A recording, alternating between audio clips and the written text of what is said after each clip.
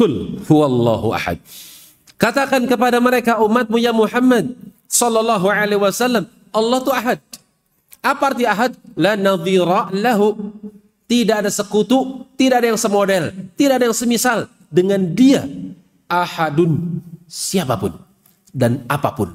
Jadi kata ahadun itu baik yang memiliki ruh, makhluk hidup, atau masuk dalam kategori benda. Maka Allah nggak bisa disamakan dengan benda, baik benda itu mati atau benda itu hidup. Qul huwallahu ahad. Katakan kepada umatmu, Tuhan kamu itu adalah Allah. Di mana dia itu berbeda dengan makhluknya. Apakah makhluk itu hidup atau makhluk itu mati? Dia berbeda. Siapa dia? Allahus Samad. Di mana seluruh makhluk kembali kepada Allah untuk meminta hajat. Agar minta hajat kemudian ditunaikan hajat tersebut. Itu makna As-Samad. Itu makna As-Samad. Meskipun sebagian para ulama yang menafsirkan la jawfa lahu. La jawfa lahu. Dia Allah itu tidak memiliki rongga. Apa maksudnya rongga? Ketika Allah mengatakan, Allah berbicara, berarti jangan digambarkan kalau dia memiliki rongga seperti mulut yang kemudian kemasukan angin, kemudian di mana angin itu dipantulkan dengan lidah, di mana lidah itu bertemu dengan tempat-tempat keluarnya huruf.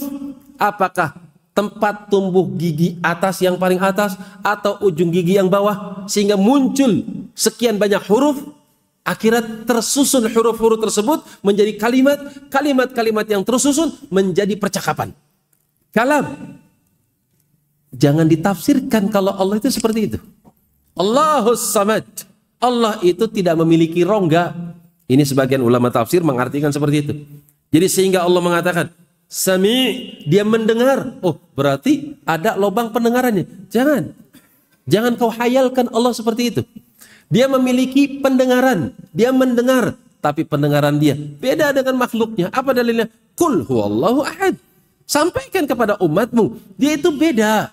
Dia itu tunggal. Arti tunggal beda dengan makhluknya, baik makhluk hidup atau makhluk yang mati, benda mati. As-Samad, ada dua tafsir. Yang pertama apa tadi? Di mana seluruh makhluk kembali kepada Allah untuk meminta agar kebutuhannya ditunaikan. As-Samad. Kalau diterjemahkan standar Depak Indonesia, itu mana As-Samad? Tempat segala sesuatu bergantung kepadanya. Jadi tempat segala sesuatu apa? Makhluk bergantung kepada dia, meminta agar hajatnya dipenuhi. Itu makna As-Samad. Nanti 2 pekan lagi, pekan depan saya mau libur, pekan depannya saya mau libur, tahun depan berarti. Tahun depan kita taklim lagi, saya tanya, masih ingat nggak As-Samad? Ada 2 tafsirannya.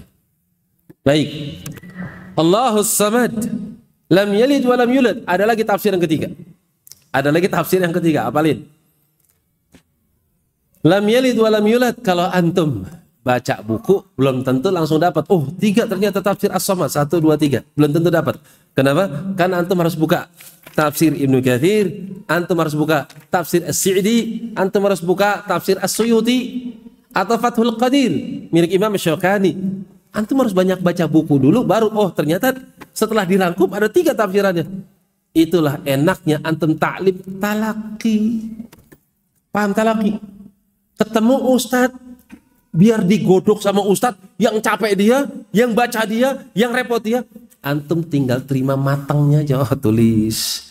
Udah digodok sama ustadz, dibacakan, dicarikan.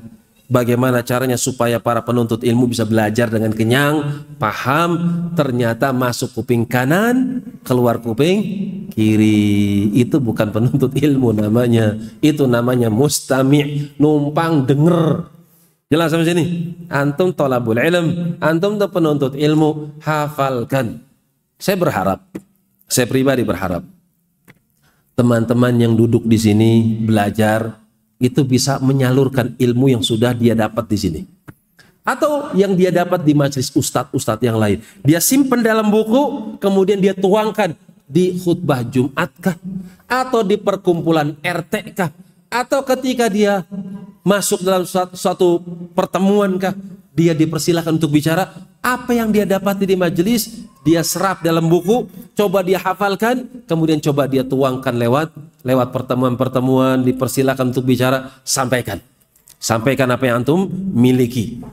Kalau ahlul bid'ah, ahlul dhalalah, mereka berani menyampaikan sesuatu yang menyimpang. Dengan pede, mereka menyampaikan kesesatan demi kesesatan. Atau satu hukum, satu ilmu yang belum bisa dipertanggungjawabkan benar atau tidaknya. Tanpa dalil, atau punya dalil tapi tidak sharih, belum tentu jelas. Sahih tapi tidak sharih. Betul hadis Bukhari, betul hadisnya Muslim, tapi lihat pemahamannya, benar atau tidak. Tapi mereka berani menyampaikan. Antum ahli sunnah, penuntut ilmu, kenapa ketika ada satu event, ada satu kesempatan antum berbicara, kenapa antum tidak berbicara? Kenapa harus dorong-dorongan?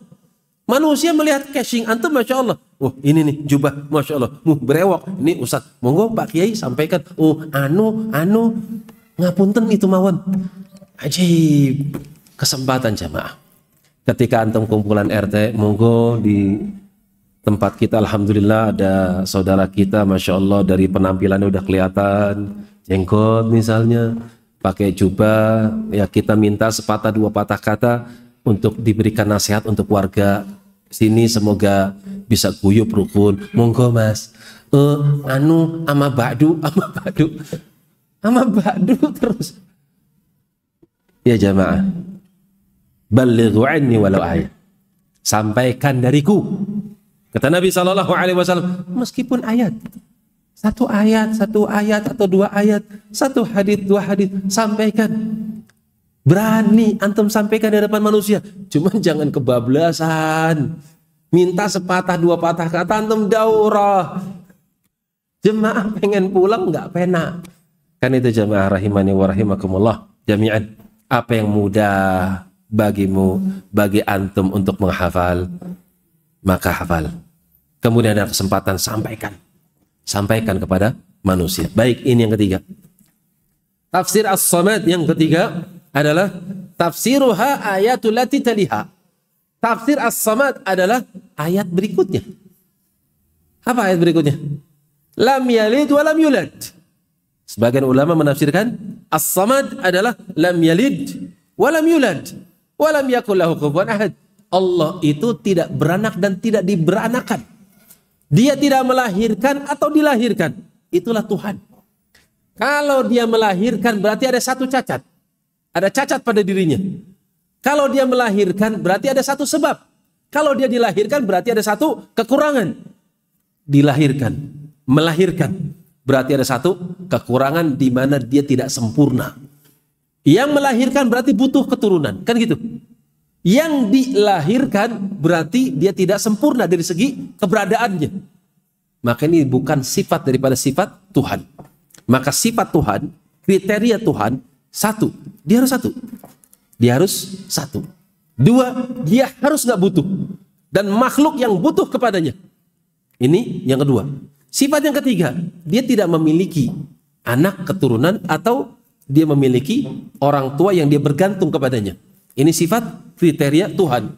Dan sifat penyempurnanya, walam yakul lahu kufuwan ahad. Sekali-kali tidak ada yang sekufu, semodel, semisal, setaraf, selevel, setingkat dengan Allah. Ahadun, apapun itu. Bentuknya nakirah. Apakah benda hidup atau benda mati.